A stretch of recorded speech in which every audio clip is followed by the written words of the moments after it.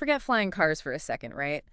The future is driverless. Yeah. And Elon Musk just gave us a big taste of it with his We Robot presentations. Wow. So we are diving into all of it. Yeah. So picture this, okay? A whole bunch of Teslas, Uh-huh. no drivers, Oh, yeah. zipping around the Warner Bros. Studio lot. Like it's nothing. You like straight out of Minority Report, you know? He definitely knows how to put on a show. Oh, yeah. But putting aside the theatrics for a second, Yeah. Musk is going after some pretty big problems we can all agree on, right? Right. Like soul-crushing traffic. The worst. The risks of being on the road, it's always there. Always. And then on top of that, just how much owning a car costs these days. Yeah, it's a lot. It all adds up. These aren't just tech problems, they're everyday headaches. They are. It's funny, like, thinking back, do you remember when everybody had elevator operators? Oh, yeah, right. It feels like ancient history now. It really does. Musk thinks self-driving cars are going to be just like that. Weird at first, right? Sure. But then just totally normal. But he is throwing out some seriously bold statements, like robotaxis being 10 times safer than, you know, us regular human drivers. 10 times, huh? 10 times? They're probably way cheaper, too. Oh, yeah. Musk threw out a number, 20 cents a mile for riding in a robotaxi. Okay, hold on. Let's break that down. Yeah. That's insanely cheap. That's less than half of what some ride-sharing services are charging today. It's crazy. That's not even considering the time we'd save. Right? Musk says self-driving could give us back hours every week. Hours. What would you even do with all that extra time? Well, I mean, besides listening to more podcasts, right? Of course. I mean, that is the question, isn't it? But that's assuming this tech can actually do what it promises. Right. It's one thing to dream big, Totally. but it's another to actually make it a reality. Yeah. However, the potential impact here, that's what makes this so fascinating. It really is. Yeah. So how is Tesla actually planning to make driverless cars a reality? How are they going to pull this off? They're using their biggest strength, really. Which is? Data. Pure data. Every single Tesla out there on the road right now Yeah. is constantly gathering information speed limits when other cars change lanes. Even those, like, near misses with some guy who cut you off, right? Oh, tell me about it. It's like having a million drivers all feeding info into this Yeah. massive AI brain. A million drivers all learning at the same time. That's wild. But Musk is known for his, how should I put this, optimistic timelines. Yeah. Robotaxis in California and Texas by next year. Is that even possible? He's not one to shy away from a challenge, that's for sure. He's got a two-part plan. Okay, wait on me. So first, they're upgrading all the Teslas that are already out there with something they're calling full self-driving. Catchy. Basically, it's a software package that lets the car drive itself on roads and in traffic. So if you've already bought into the Tesla world, you're good to go, robotaxi-wise. What about everyone else? That's where the Cybercab comes in. Yeah. Remember that futuristic Cybertruck-looking thing Musk teased? Oh, yeah, the one that looks like it drove right off the set of Blade Runner. Bingo. No steering wheel, no pedals, Mm. just sleek, autonomous transportation. Sign me up. And here's the kicker. Musk sees today's rideshare drivers becoming fleet shepherds. Wait, are you serious? So my side hustle in the future is going to be running a robot taxi empire. That's both scary and kind of amazing at the same time. Right. Like, what does a fleet shepherd even do? So instead of driving passengers around yourself, Right. you'd basically be managing a small fleet of these cybercabs, Okay. making sure they're running smoothly, taking care of any problems, and keeping those algorithms in check. Wow. Talk about a career change. But it's bigger than just individual cars, isn't it? Oh, yeah. Musk wants to redesign cities around this technology. That's right. It's that wow factor that makes you think and think. Totally. Imagine cities with no more giant parking lots. Yeah. Oh, man. Think about all that space that opens up. Mm. Parks, green areas, maybe even some affordable housing. Now that's what I call a city planning makeover. It would be amazing, right? But let's be real for a second. Yeah. City planning, that's serious business. Replacing parking lots sounds amazing in theory, but practically. Yeah. That involves a ton of infrastructure changes, zoning laws, not to mention what it does to all the businesses that depend on parking fees. It's a really cool idea, but it's a long-term thing.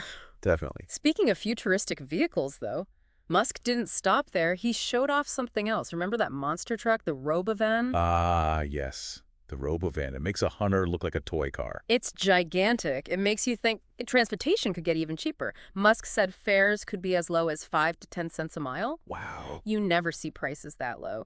He wants everyone to be able to use this tech, not just rich people. Which is a good goal to have. It's something to keep in mind when we're thinking about how this tech might affect us. It's not just about fancy stuff or being comfortable. It's about everyone having access to it. Right, and that brings us to what was probably the most mind-blowing moment of the whole presentation. Let me guess. Forget about self-driving cars for a second. Okay. Yeah, okay. Musk wants to bring us robots. Robots. Actual walking, talking robots. Right. Like in the movies. Okay, this is where things get interesting. This is where Musk ties everything together. Yeah. All the tech that's crammed into Teslas. Right. The batteries, the sensors, the AI, it can all be used to power a real-life, human-shaped robot. Okay, so this wasn't just some CGI trick. Musk actually brought real Optimus robots onto the stage. That was a bold move. Bold, yeah, and honestly really impressive tech-wise. Oh, for sure. They even served drinks to the audience. It was a bit of a show, of course. Of course. But it does make you think about what this tech could be used for. Just imagine. Robots doing everyday stuff for us. It's a lot. Freeing us humans up for more creative or skilled work. I don't know. It's kind of cool, but also a little creepy, right? Like, do we really need robots serving us drinks? I don't know. It's a fair question. Hmm. And it brings up something bigger that Musk barely touched on. What are the downsides of having robots in our lives that much? Exactly. It's easy to get caught up in the wow factor and completely forget about the potential consequences. Exactly. So, for instance, Musk says Optus could be mass-produced and sold for less than a car. Something like 20 to 30 grand. That's less than what most new cars cost these days. It is. That would mean regular families could afford robots. That's a game changer. It really is. But then it also raises some other big questions. Like what?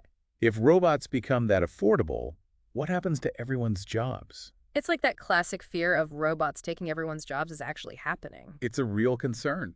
Some people say robots will lead to new types of jobs in different fields. Right. But there's no way to guarantee those new jobs will make up for the ones lost, especially in places like factories, transportation, even jobs where you serve people. It makes sense. And it's not just about jobs, is it? There's the ethics of it all, too. Exactly. If we have robots doing so many things for us, what does that do to human connection, to how we learn social skills? Yeah, are we going to become too dependent on robots for friendship, for caregiving, for things that need human empathy and understanding? It's a slippery slope. And then there's the problem of bias. We've already seen it with AI, right? Right. AI systems that are biased because of the data they were trained on. Of course. So how can we be sure Optimus, which could be everywhere, doesn't just keep going with those same biases, or even make them worse? That's a huge problem and one we have to deal with now before this tech gets so advanced that we can't go back. Exactly. These are conversations we need to be having right now, alongside all the tech progress, not after it's too late. So here we are, potentially on the verge of this robot revolution. Where do we even go from here? What should people be thinking about with all this going on? I think the most important thing is to look at these new technologies with a balance of excitement and, let's say, healthy skepticism. It's easy to get swept away by the wow factor, Yeah. but we need to pair that with some critical thinking. Think about the potential downsides as well, both good and bad. So don't just be afraid of robots, but really try to understand them. Exactly. Learn about the technology, talk to people about the ethics of it all, and demand that these companies developing it are open and honest with us. The future is being shaped as we speak, and we all have a part to play in what it looks like. It's a lot to take in, for sure. But let's dig into some of these claims Musk made and see if they hold up. Right? So Musk really emphasized how Tesla's AI is smarter because it learns from millions of cars on the road. Yeah, and this is where it gets interesting. Okay. It's called fleet learning. Imagine each Tesla's cameras and sensors. Okay. They're like one tiny part of a giant brain. Right. So every time one Tesla figures something out, like how to handle a tricky intersection, that knowledge goes out to the whole fleet. It's like a hive mind for cars. Exactly. So how does that stack up against other companies working on self-driving cars? Well, most of them, they use simulations and closed tracks for testing. Okay. Tesla's approach is different because they're getting data from the real world with all its craziness. Right. It makes sense. The more real-world data you have, the better the AI can handle different situations. But, and I hate to be a downer here, is there a downside to gathering all this data? That's the million-dollar question. Right. On one hand, this data is key to training Tesla's AI and making self-driving safer. But then again, it does make you wonder about privacy and data security. Yeah. Where is all this information going? How's it being used? Who can see it? Those are all really important questions that Tesla needs to be upfront about. Definitely. But getting back to Musk's timeline for a second, robotaxis in California and Texas next year seems awfully soon. It does, doesn't it?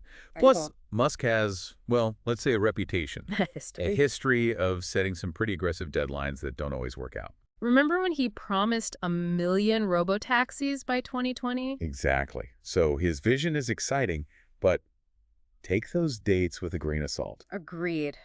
But for the sake of argument, let's say they do pull it off. Musk talked about rideshare drivers becoming fleet shepherds, managing these robotaxis. How realistic is that, really? It's definitely a new spin on the economics of ride sharing. Yeah. Instead of getting paid per ride, you're basically running your own little business, this fleet of robotaxis. Yeah. That comes with a whole other set of challenges and responsibilities. Like, I don't know, making sure the robots aren't out there causing accidents? Exactly. You're the one making sure those vehicles are in good shape, dealing with any technical glitches, Right. and basically making sure your passengers are safe. It's a whole new skill set. It would be fascinating to see how that actually works in practice. Would people feel comfortable getting into a car with no human driver? Even if there's a fleet shepherd, keeping an eye on things remotely. It makes you wonder. It does. There's a level of trust there. Getting into a car with a stranger, let alone a robot. Earning that trust is going to be super important for robotaxis to succeed. Absolutely. And then there are the cities themselves. Remember Musk talked about transforming parking lots into parks? Sounds idyllic, but also a bit unrealistic. It does, doesn't it? It's a Mhm. beautiful thought. Imagine it. Cities filled with green spaces, less concrete, cleaner air. Sign me up. Right. But as we said before, the practical side of things is much more complicated. Definitely. City planning is a slow process. Mhm. Lots of debate, lots of red tape, Right. and we haven't even touched on what it would do to the economy. What about the parking lot owners, the valets, the mechanics, Right. even the gas station attendants? It's a whole can of worms. It is. A shift to fully autonomous transportation would have a ripple effect across so many industries. Some would benefit, and some would lose out. It's a brave new world with a lot of questions. But let's not forget about Musk's other big reveal, the Robovan. That thing is massive. Designed for groups and cargo, it could really make transportation cheaper. And it could completely change public transport as we know it. How so? Imagine, you need a ride. Instead of cramming onto a crowded bus or train, you just hail a spacious, comfortable, and affordable Robovan. I like the sound of that. Right. It's a compelling vision. It could make a huge difference for people who rely on public transport, making it easier to get around. For sure. But again, it's not just about swapping out buses and trains for robovans. We need to think about the infrastructure, the safety rules, and how it fits into the existing transport networks. It's all connected. It is. Yeah. It's about finding that sweet spot between innovation and practicality, dreaming big while tackling the real-world challenges. Exactly. And that's the key takeaway, I think. As mind-blowing as all this tech is, we need to look at it critically, ask the tough questions, consider both the amazing potential and the possible downsides. Couldn't have said it better myself. It's definitely a lot to wrap your head around. Robotaxis, robot vans, robots mixing cocktails. It's like something out of a movie. It's a lot, that's for sure. But I think the thing to remember is this is all driven by Musk's vision of using technology to solve humanity's biggest problems. Yeah, like making the roads safer, making transportation affordable, even freeing us from those everyday chores. There's a real sense of optimism there. There is. But it's not naive optimism. He's not shying away from the potential problems, the ethical questions, the changes it could bring to the economy. Right, and he's putting the ball in our court too, challenging us, the consumers, to think about it, to be a part of shaping this future, not just letting it happen to us. Exactly. To ask those big questions. What do we actually want the future to look like? Yeah. How much of a role do we want technology to have?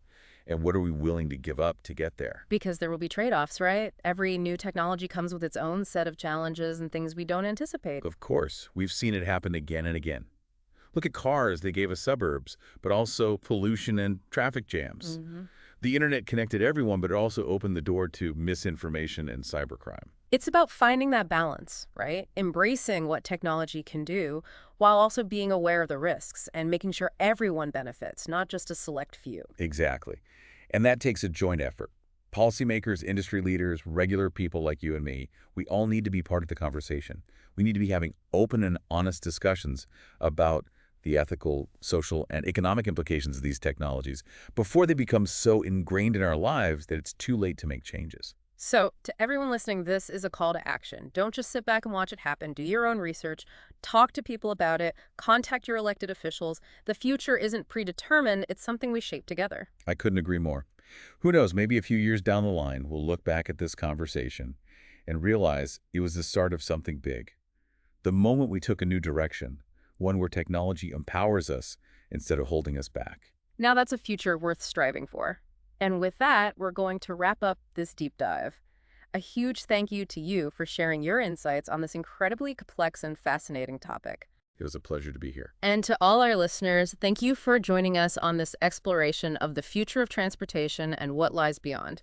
We'll leave you with this thought. If Elon Musk has his way, the line between science fiction and reality is about to get very, very blurry. So buckle up, because we're in for one wild ride.